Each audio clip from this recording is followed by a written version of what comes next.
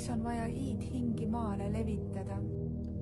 Kui me räägime veel iidhingede üldisest terminist ehk avataridest, praegu meil arendatav avatarkooli seoses, siis on oluline teadvustada, et hingede arenguastmed on erinevad. On olemas nooremaid hingi ja on olemas vanemaid hingi. Vanemad hinged on iidhingede osad ja on ka praeguses peremeskehas vastava teadmisastmega kontaktis. See tähendab, et hinge teadvuses on erinevaid kogemusi ja suurem intuitiivsus selle osas, mida peaks inimene vaimust teadma. Kui nüüd planeedi ees seisavad sellised aastad ja perioodid, mida meie tsivilisatsioon ei ole veel läbi elanud, siis selleks puhuks on kõrgem teadvus loonud plaani, et maa inimesed oma madala mina hinge osades võtavad vastu otsuse ühineda oma iidhinge avatariga, et saada seeläbi oma vaimus kõrgemaks ja asuda iidhinge teenistusse. Evolutsiooniprotsessis on see vältimatu vajadus, et need iidhinged inimeste sees end ilmutama hakkaksid. Inimese argimälus on see kood puudu, mis suudaks möödunut kõrgema teadvuse vaateaknast näha. Ja ilma elu enda abita ei suuda hing oma egos mäletada, et enne maale tulekut sõlmis ta hinge päris kodus kokkuleppe, et nõustub kindlalt jumaliku plaani ettekirjutusega, mille kohta loen ette katkendi meie õpperaamatust Teist saavad galaktika inimesed.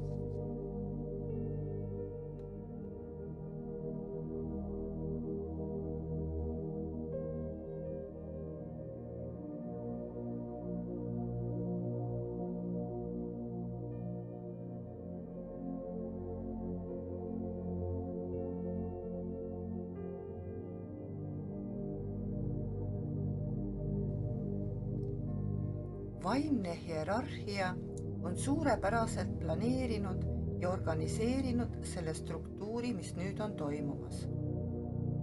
Põhimõtete ja kokkulepete osas on nad saanud nõusoleku kõigilt inimhingedelt teie planeedil.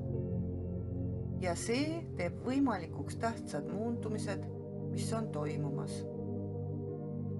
Enne kui ühelgi inimhingel lubati kehastuda teie planeedile, öeldi nendele, et neil tuleb kindlalt nõustuda jumaliku plaani ettekirjutustega ja jumaliku õiguskorraldusega järgmises 2 põhimõttes.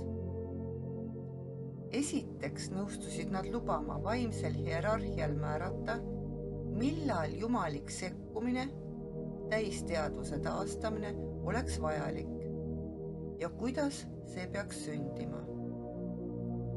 Teiseks nõustusid nad toimima kui tõelised maahooldajad pärast jumalikku sekkumist, millal vaimne hierarhia nii otsustab.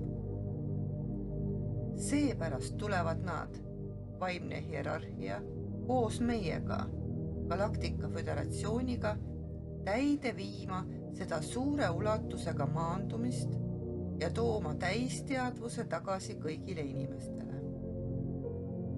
Kuigi praegusel ajal on võib-olla palju arvamusi meie esmakontakti poolt ja vastu, teame me, et lõpuks on reageering siiski pooldav, kuna me aitame ja juhime teid edasi selles, kuidas elada valgustatud olendina galaktika inimese tsivilisatsioonis.